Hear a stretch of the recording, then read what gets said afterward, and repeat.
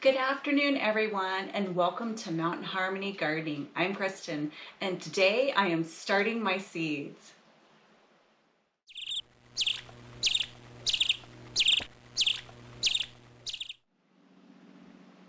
I'm really excited today to be starting my seeds because that means that spring is not that far away. Even though we still have several weeks before our frost date, I am so excited to get started. So what I did was I set a reminder on my phone, and then I knew to go and grab my first container of seeds that I'm going to be planting. And I also decided that I really wanted to try the little milk jug that I showed you guys, and I decided that I am going to be starting a mixed flower seed packet that a friend of mine gave me. So we're going to be trying all of that today. And the first step that we need to do is we need to rehydrate the coconut coir. The first step that we need to do is we need to rehydrate the coconut fibers. So you take a block and you put in the bucket, and then according to the instructions, you add 4.5 quarts of water, which is a little bit over a gallon.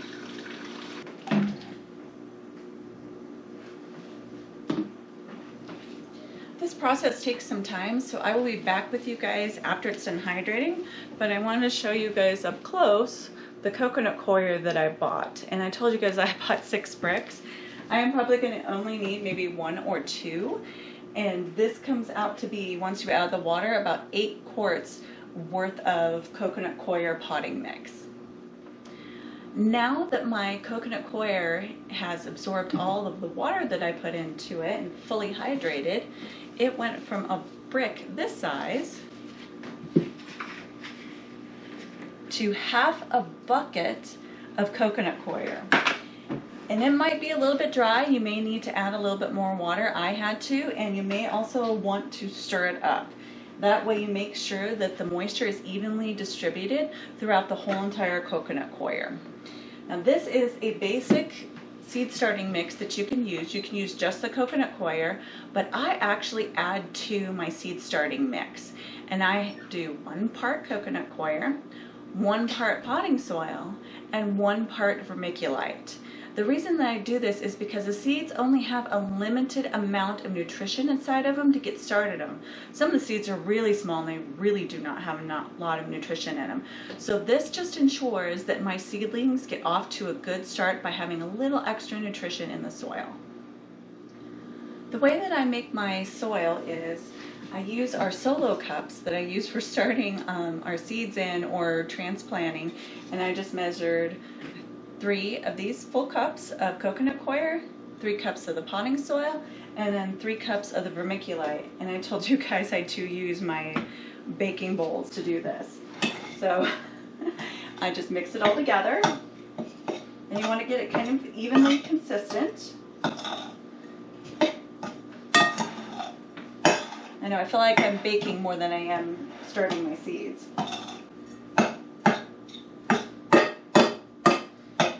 This will also help make a little bit of a finer mixture than just using straight potting soil. There's a reason that there are seed starting mixes.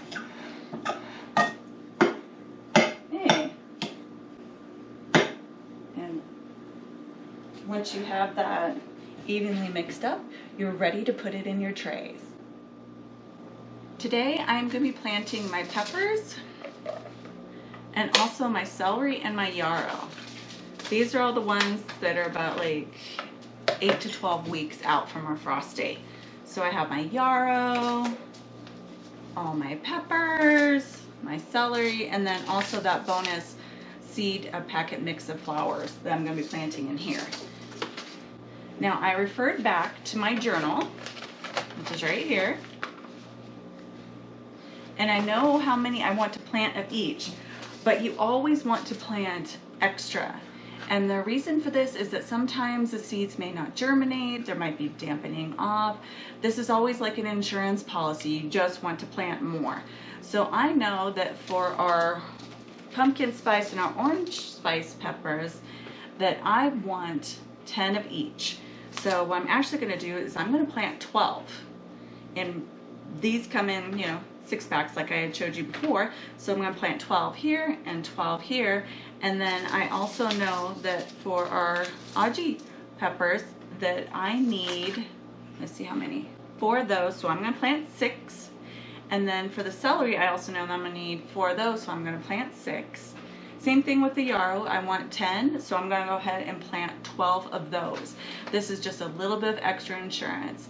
And if I have any extra peppers, then I give them away to my friends so that they can have some as well. So we're gonna get started. Set these aside for a second, because this is kind of the messy part. You just want to fill all of your containers up. And if you feel like your mixture is a little bit too dry, you can always add more water to it.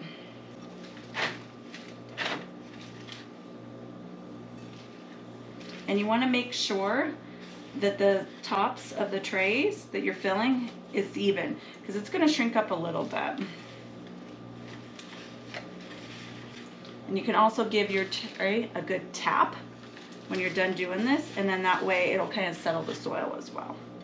And I know that I'm going to have to make another batch of this, but because my bowl is only so large, I have to make it in a little bit smaller batches.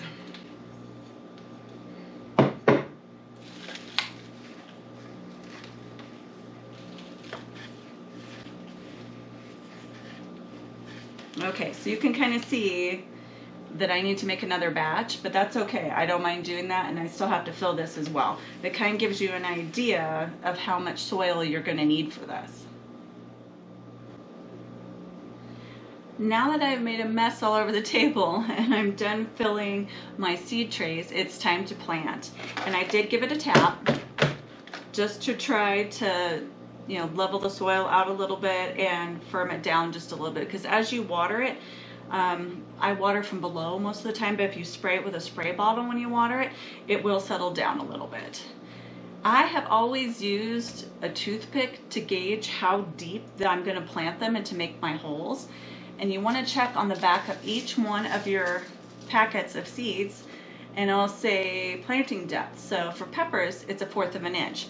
So I will make holes about 1/4 of an inch deep, which is not very far. It's pretty much just moving the soil a little bit to make your holes and then covering them back up. And this has been a good method for me. You could get like a dibbler. There's many different ways to do this. You can use your finger. I have just always done it this way, so that's how I'm going to continue to do it, and I've had good luck. And also doing 2 of these was a perfect amount to do this tray and to fill this up where I needed it to. And you want to have your potting soil, or seed starting soil, a little bit more light. You don't want it to be too hard. So like perfect example is if you find any sticks, take them out. You can also sift it through a sifter if you want. I don't mind just removing the sticks. Usually they're pretty easy to see. They'll be sitting on top. And I'd also try to pick them out while I'm planting or making the seed mix up. So let's see for the celery. So this is 1/8 of an inch. This is like just barely, moving a little bit of soil to kind of make a hole for these guys. There we go. And let's see how the yarrow is. Let's see, so yarrow is a surface sower. So that'll be pretty easy. All we'll do is just sow a little bit on the surface. But there we go. I think everything's ready. Now, when you do this, you want to have dry hands. I'm not going to be using every single pepper plant or pepper seed that's in here, and I do not want to introduce any moisture into the seed packet. So I do this with dry hands. And there are different little like seed spreaders and stuff like that. I just prefer to just put some in my hand and then I just put them in the hole. And I don't mind doing it this way. So I'm going to do 2 seeds for each of the holes. And this just ensures that we get some of these to sprout. And there's another method I'm going to show you at the end of the video where you can actually pre-sprout your seeds. And I have done this in the past with pepper plants that are starting to get, the packets of seeds are a little bit older, and I want to make sure that they germinate.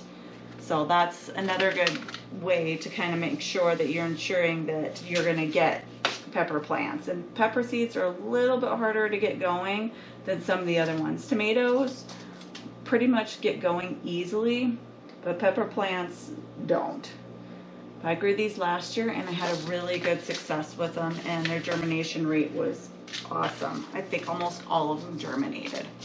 All right, now you just want to cover them up a little bit, and I ferment down the soil. You just want to make sure that the soil is in contact with the seeds. So there we go. Doesn't take long to do this at all. And this is the fun part, when you actually get to start planting your seeds in the soil. I really love this because it just is, it's my favorite thing to do. I love plants. Okay. Now, you'll also want to make sure that you label all of them. I have already made all of these labels for them, but I can't put these in here because I put these in here, then my dome that I put on top won't fit.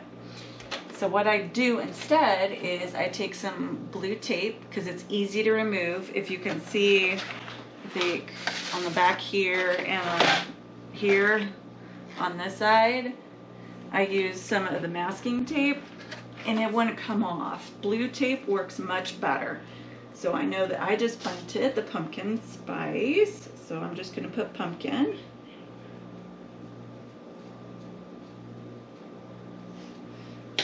And then I'm going to tear off that, and I'm going to put it right there, and then that way I know that's labeled, like right here where these two trays are, and then I know for sure which plant this is. Alright, now on to the orange spice jalapenos.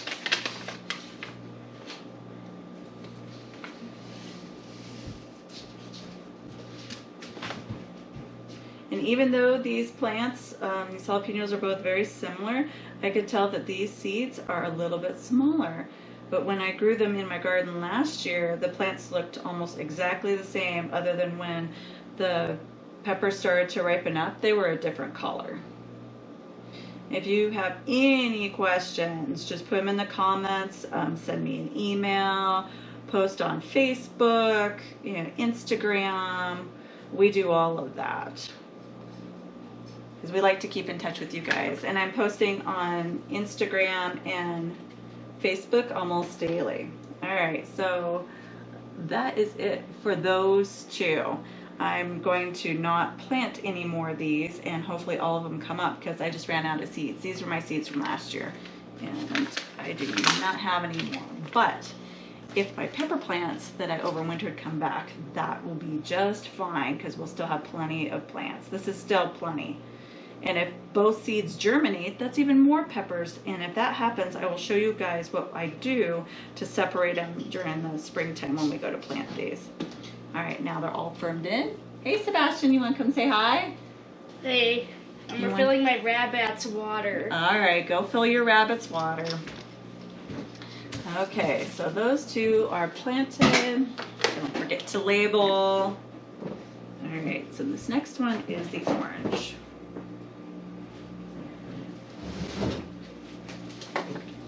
Okay. Got that labeled. Okay, now we're on to the ahis. And these are apparently the most expensive pepper seeds in the world. They are extremely rare. Ooh, they are extremely small too. But I just had to try them. They sounded like a lot of fun to grow. It sounds like they grow a lot of peppers per plant. So that's why I am only doing a few of them. Okay. Wow, these seeds are very, very tiny. Wow, they are. Aren't they small? Look at that, Sebastian. Yes. My rabbit's water's refilled. She should be happy now. And I'm going to refill my air purifier too. Yeah. Gotta keep the rabbit happy. Yeah, my room's not been smelling that good lately, so I'm purifying the air. Yeah, keeping a rabbit in the house. Needs a lot of stink. Yeah, it needs it. Sometimes it doesn't smell as good. You have to really keep up on her litter box and keep the room clean. Yep, I've been having to whistle the floor a ton. All right, so now I know which pepper this is. And what I do when I am planting one type of flower here or a pepper or other plant, I label this side with these ones and then I'll label this side with the other ones. So now I know that I'm going in with my celery.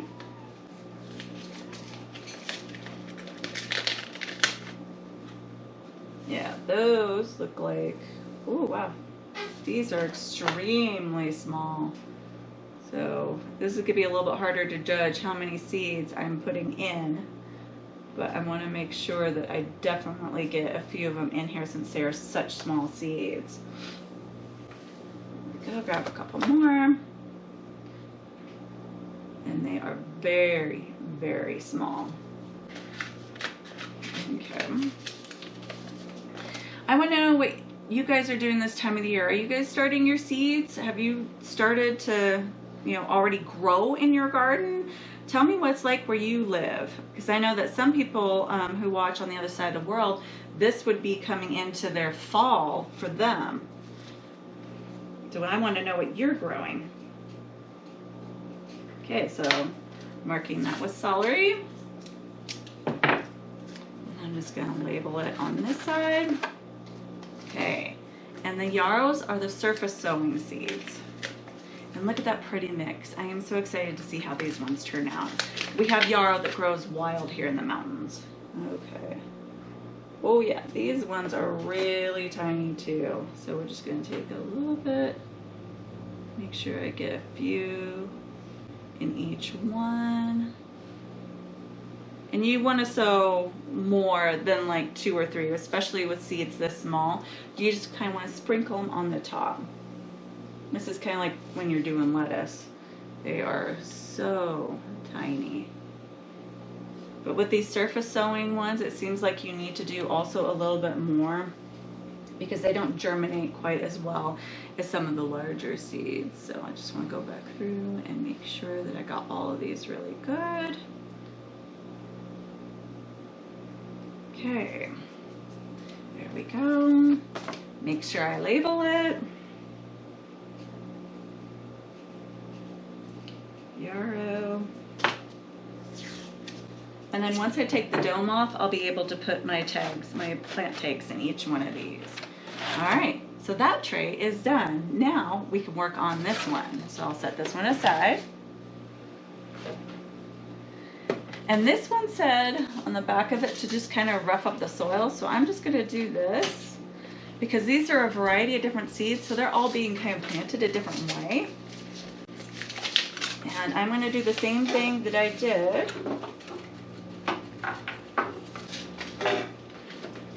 with the other ones. I'm just going to sprinkle them in here. And there's lots of different size seeds in here. And I am going to do the whole packet because I do not know what's going to sprout. But like I was telling you guys, this is a larger container, so we can plant more seeds in it. Isn't this exciting? Planting? I'm planting the flower garden seed mixture. It was given to us and I really wanted to try it. So I'm just going to lightly rough this up just to kind of cover the seeds. But my next step is we're going to cover all of these with vermiculite, and the reason that I'm doing this is because of the fungus gnats. We still have a few in the house. We're still getting rid of them. They're a lot less than we had before, but this also helps with the watering too. So next we're going to be covering in vermiculite. Woohoo! Now I'm ready to cover all of my seeds with vermiculite. And this is the same vermiculite that we used in the fungus gnat video. So I'm just going to take a little bit by hand, because you just want to sprinkle it over the top. You don't want too much on here, because you don't want to bury the seeds too much deeper than what they are already buried. And you only want a little bit, like on here on the yarrow, you just want a little sprinkling because they are surface sown. But the vermiculite lets through more light than the regular soil, so it should be okay to cover these up a little bit. And you just do this to all of the plants. Now that I have covered up all of these with vermiculite, if you are outside doing this and you have a spray hose that has a mist setting, you want to mist these so that they're wet. Or if you have a spray bottle, and I, for the life of me, cannot find my spray bottle. Donnie's gonna buy me one tonight so that he can come home and I can spray these down.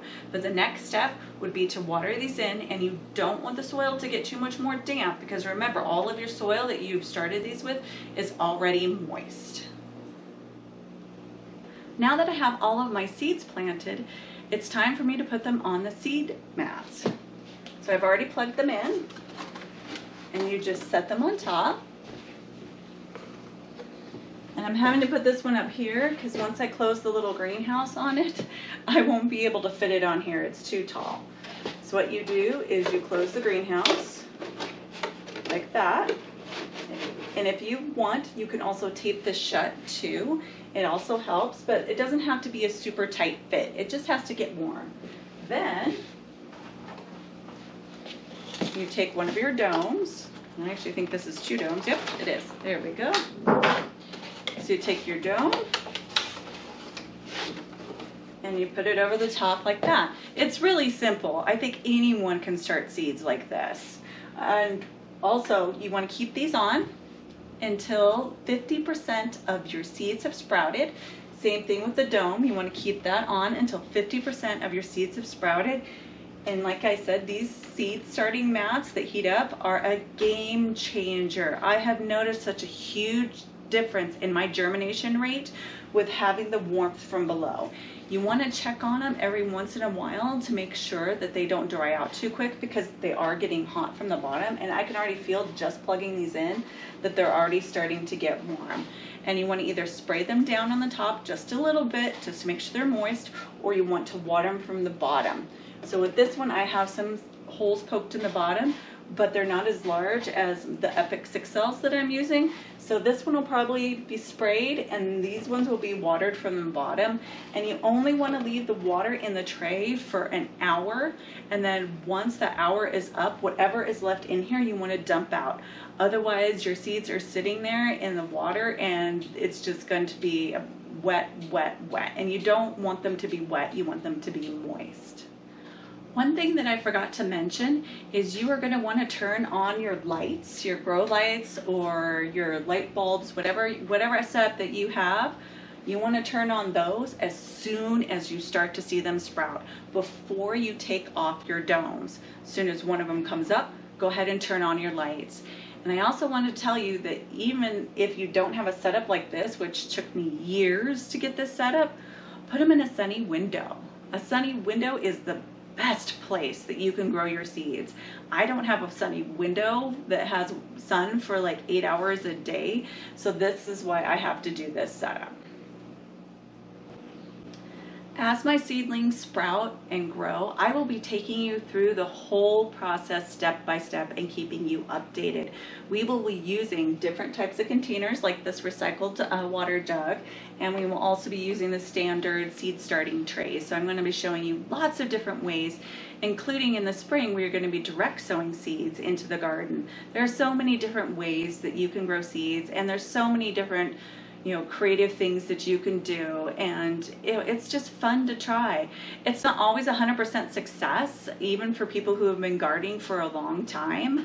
And I didn't get into seed growing until later, just because I was really intimidated by it. But I find this process super fun, and if they don't sprout, you can still go to the greenhouse and buy something. I know it's more expensive, and the seeds that we start here are less expensive, and for me, I really enjoy watching them sprout, and it's fun, right? So I hope you guys have learned something today, and if you have any questions, like I said, just put them down in the comments, and please do not forget to like, subscribe, share, and comment. It really does help our channel grow, and I can't wait until we hit 200 subscribers. We are over 150 now, and I am really excited. I love seeing my channel grow, and I love to see the community ask questions and talk back and forth. Happy gardening, everyone. And when the time comes, happy harvesting. Bye. Bye. Hope your pets are doing well. Hope they haven't destroyed anything.